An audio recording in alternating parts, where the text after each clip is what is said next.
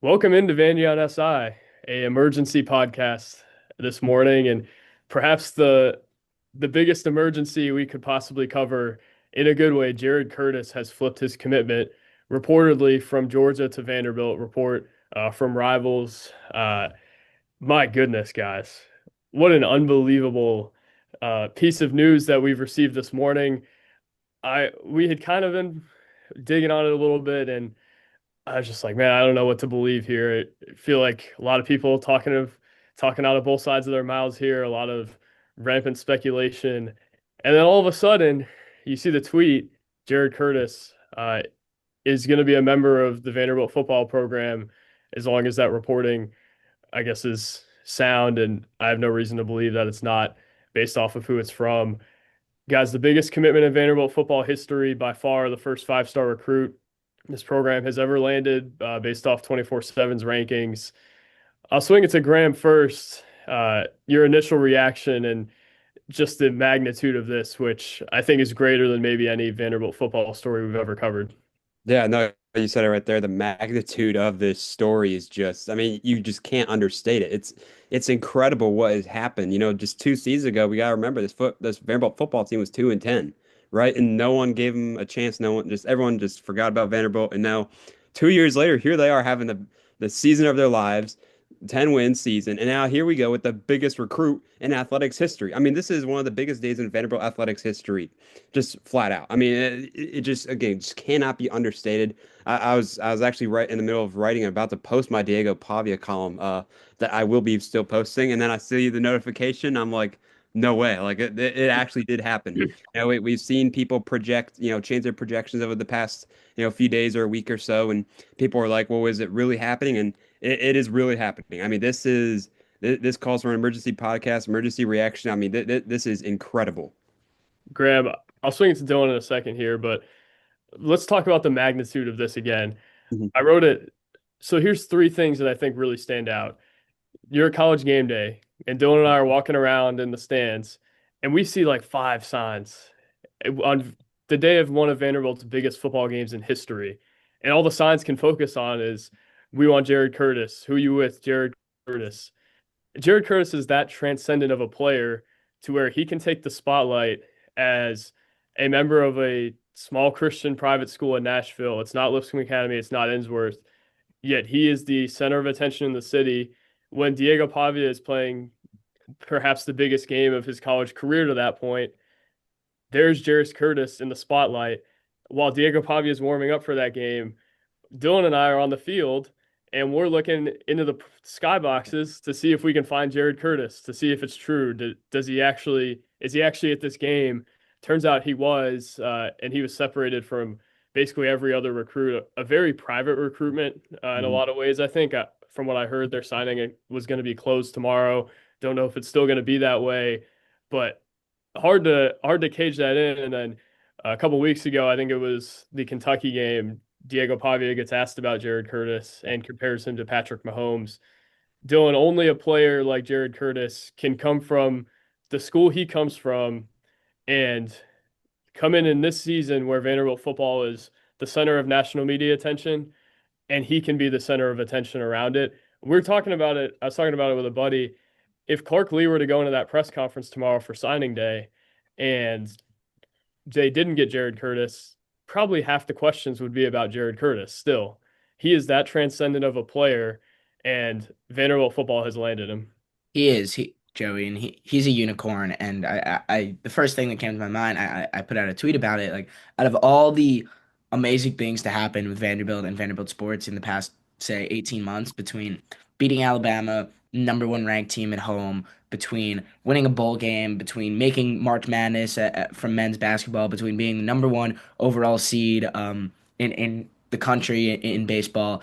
And obviously, between everything that's happened, in this year's football program, you can very easily argue, and I think I would argue that this is the most important and this is the biggest moment out of all of those. The fact that Jared Curtis is going to be a Vanderbilt Commodore, guys, and the reason is it completely changes the future outlook of this program. I think, maybe not internally, but at least externally, there have been some concerns that this is just a, magic, as Joey's been calling it, golden era of Vanderbilt football. These 2 years where I don't want to say luck into, but you end up with a a a unicorn of a quarterback, which I'm calling now Diego Pavia, also from New Mhm. Mexico State. You find Eli Stowers, you find Tim Beck, and there was some concern that next year when Pavia leaves, when Stowers leaves, if Beck gets a job, if Jerry Kill leaves, is Vanderbilt going to go back to being 2-10 and the doormat of the SEC? And I think we knew that necessarily wasn't going to be the case, but there were some concerns that they were going to revert back to this,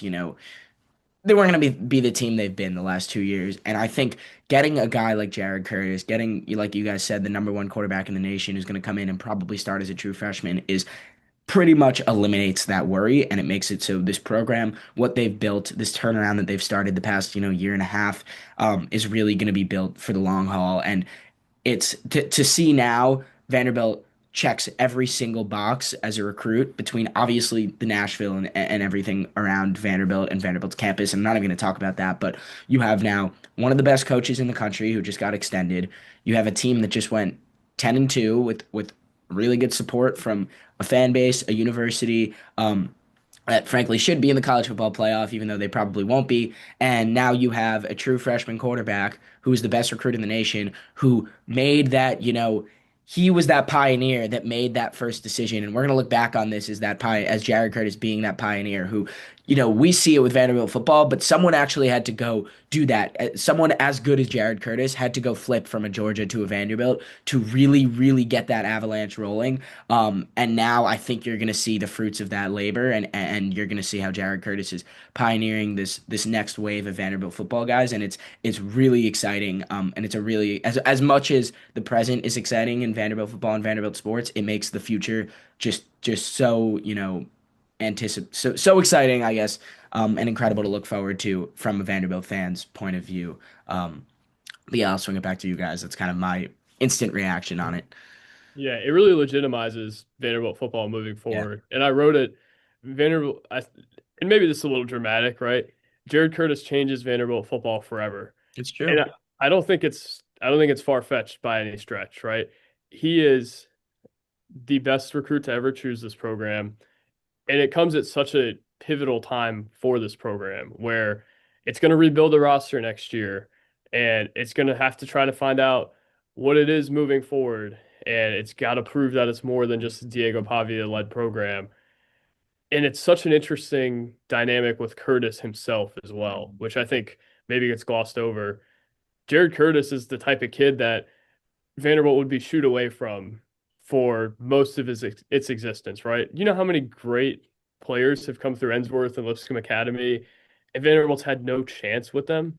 Look at look at Deuce Knight from Yeah. Lipscomb Academy a few years ago. Vanderbilt was never really a factor there. Kenny Minchey was always going to go to a school like Notre Dame or a program like that. And Curtis, I think, is particularly interesting because he has much more presence than any of those guys ever did when they were playing high school football here. And he comes in and he's riding in his big truck, and people just people just know it's Jared Curtis, right? Like he's that transcendent of a player where Tim Corbin's coming out to his high school games and helping Clark Lee recruit. Presumably, will save Tim Corbin from any NCAA violations here and say he wasn't talking to Jared Curtis at that game. Um, Point being, though, like Jared Curtis had to take a bet on this Vanderbilt program. His mom, obviously a huge outspoken supporter of the Georgia program, and even on Twitter had said that she liked the decision to go to Georgia better, essentially. And Jared Curtis defies the national landscape. He goes against that tweet, and we won't get into. I'm sure everything's fine there, but it's crazy. Like 2 days ago, you see that tweet, and now Jared Curtis is ending up at Vanderbilt. Just an unbelievable testament to the belief that Clark Lee has been able to instill within him. And if he can get Jared Curtis, guys, who can he get, Graham? Yeah, and I mean that's like another thing, another aspect that this commitment flip does is that you have Clark Lee who has used the transfer portal well and recruited well, over these past 2 years, where now here's another pitch that he can get with guys in the transfer portal. Is like, hey, we got the number one quarterback, number one recruit in the country coming to us to play quarterback, and especially for offensive players, offensive linemen, or other offensive weapons, he can say, look, you have the best recruit throwing to you and playing and leading the offense. So if you want a chance to continue to compete toward the top of the SEC and actually get into the playoff in the future, come to Vanderbilt, right? Like so he's got a very strong pitch now going forward in terms of having Jared Curtis and Jared Curtis, he will be a day one starter. It seems like throughout his recruitment he's probably pretty clear on that. He wanted to start from day one, and now with Diego Pavia going, and he's going to be a day one starter. And so yeah, it just shows that that this isn't a one hit wonder, right? This season's not a one hit wonder. It shows that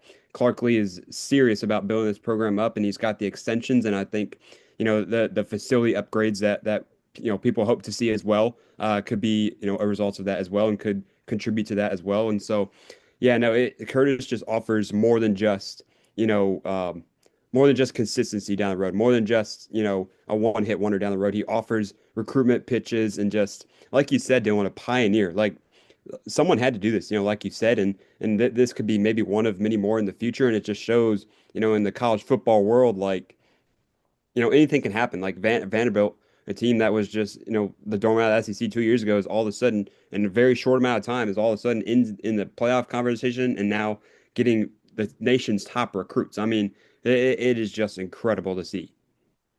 Yeah, I mean it's just such a huge deal, right? But I think we've got to look at uh I mean every basketball and football commitment thing we've done has included a breakdown of their game. Yeah.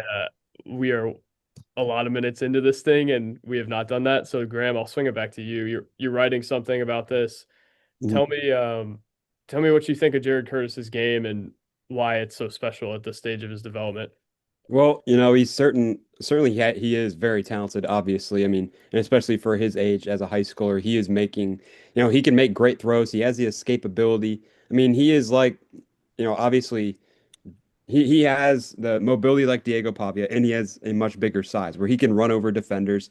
He's 6'3", 225. I mean, this guy, he can do a lot of things that not many quarterbacks can do. And so when you have that escapability, that I think the modern day quarterback sort of demands for escapability and the ability to run and get out of the pocket, and especially with the era of football that we're in. And so he has that. And then he also has the ability to throw the football and manipulate defenses. And so, and of course, his strength in the size as well. So I mean, I think he's just got what you ask for and just what you love in a quarterback nowadays, and where he sets you up for success if he is able to continue to develop those skills, where he already has, for his age, he's already sort of at a high level. He's able to do those things. And so if he's able to develop that, I mean, shoot, who knows, what he could be, down the road of his career. But he's going to come to Vanderbilt, very talented, the ability to continue to lead a program to 10 wins, or who knows, maybe the playoffs in the future. And yeah, I mean, I think he's going to be able to sort of pick up where Pavia left off, and be able to show off his talents in that as well. Sure, Dylan, any thoughts on Curtis's game and Yeah. what he adds? I think a big piece of this too, he is a fit with what they want to do because he's not That's just a passer. And I Yeah. Yeah. think there was a narrative out there at some point that he was just a passer.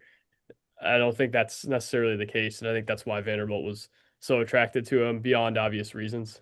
Yeah, just hearing Graham describe him, he sounds almost like he has that Josh Allen type Yeah. frame and build Yeah. there. Like maybe the arm strength isn't quite there yet. I mean, Allen has otherworldly arm strength, but in terms of that big physical frame and still being able to both pass effectively from the pocket and fit the ball into tight windows, and then also to, like Graham said, get out there, get outside the pocket when the play breaks down and still make something happen with either your legs or throwing on the run. And I would agree with you guys. I think Pavia has that inherent running ability. But it's a lot easier to do that when you're, 7 inches taller and 50 pounds heavier, which like it's a lot harder to bring you to the ground in that sense. So I think they're going to continue to be able to, utilize those QB powers and option plays and getting, Curtis outside the pocket on his feet. But I think, he'll be even more effective from the pocket. And I think, guys, that's kind of the beauty of this whole thing. And there will be some bumps on the road. I think he is, the number one quarterback in the nation. We're expecting him to start as a true freshman, number one quarterback recruit. I mean, um, you know, he's not expected to go out there and win the Heisman as a freshman. And I think it's important to, and I'm sure we'll talk plenty about this, but it's important to temper your expectations a little bit. This transition expected to come with some kind of bumps and bruises along the way, guys. But that kind of is what comes with naturally starting a true freshman and quarterback. And it's something else I wanted to mention. And it's because, like, Diego Pavia, for example, and this is not a knock on him at all. He's super easy to root for, like one of the most enjoyable players in the country. And still there is something different about bringing in a hometown kid, a local Nashville native, having him come in as a true freshman and really watching him grow and come into his own throughout his time at college, knowing he's going to be here for a couple years. I think, if I were or as a Vanderbilt student, but also from that perspective of a fan, I think that it's really, really hard to not be excited about it. And there is something, I think, inherently different about having, a hometown kid start as a true freshman than there is from getting a transfer from, some random mid-major school. And, that I think is the era of college football today where you're seeing a Jared Curtis archetype and a Jared Curtis scenario happen less and less. A guy who has, comes in as a true freshman, a local kid, and is able to start on day one. And it feels like every program is starting these, graduate transfers. So it's also that to me just adds to the coolness of this story and the greatness of it, guys. And it's definitely going to be a super exciting trajectory to follow from the, reporter perspective for the next couple years as well, guys. But he's a special player, as we've talked about. And well, I also think another thing to think about is I'm sure he's also had conversations with offensive coordinator Tim Beck as Yeah. well. So I'm sure behind the scenes they've probably talked about the type of offense they want to run, and I'm sure get on the same page as well. So I do think there's an aspect of that. We'll see. You know, Tim Beck obviously a great offensive mind, great offensive coordinator. So I'm sure Vanderbilt hoping that they can retain him, hoping that he won't leave for another head coaching job, whatever in the future. But hopefully he will be able to help run an offense with Jared Curtis. And if he is able to do so, they should be on the same page if they've already had, I'm sure, probably conversations behind closed doors. And so that I think that's another thing to keep in mind as well. It also might help with keeping Tim back here. It's important to note as Exactly. well. Yes. Yeah, right. Guys, I'm gonna wrap us here with this. What a crazy recruitment. What are the I mean, it's a big deal that Vanderbilt landed him, yes.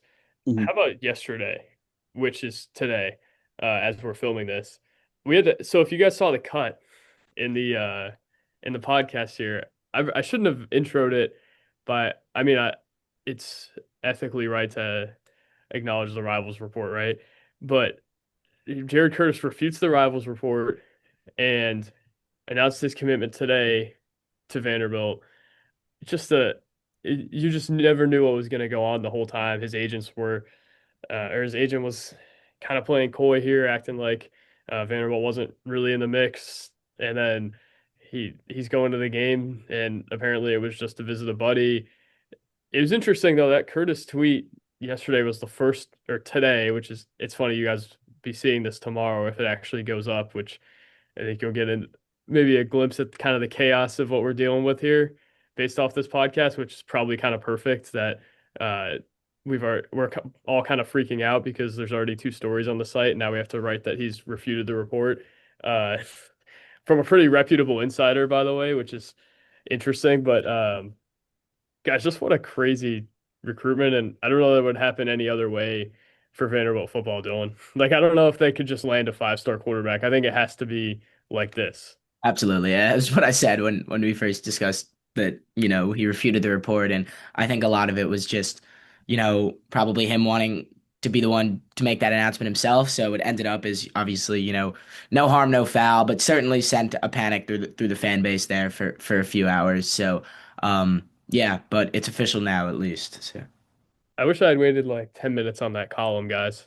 Because if I had, we had scheduled it out like pretty intently. If I had yeah. waited 10 more minutes, then we wouldn't. Oh, It's, well. I'll just say Vandy on SI was not the one to report it, so don't get mad at us. Yeah. Exactly. But man, what a crazy morning. But the best the best commitment in Vanderbilt football history, no doubt about it. Jared Curtis. After all this, as a Vanderbilt Commodore, we'll have wall to wall commitment coverage. We'll re-up some of our stories from yesterday, and we'll go from there. But guys, what an unbelievable announcement for Vanderbilt football. What a day for Vanderbilt football, among the best in its history. So thank you guys for watching. Sorry about the hiccup at the beginning where we I think thought something was happening that wasn't. So you'll see it a day late. I'm just glad we didn't post the podcast yet. Oh, Right? yeah. Timing could be a lot worse, but we'll catch you guys soon. Now that it's complete, and Clark Lee, I'm sure we'll address this in the moments following this podcast. As long as Curtis does announce that he's going to Vanderbilt, which if you're seeing this, he has. So thank you guys for watching. Sorry for the chaos, and we'll talk soon. Peace.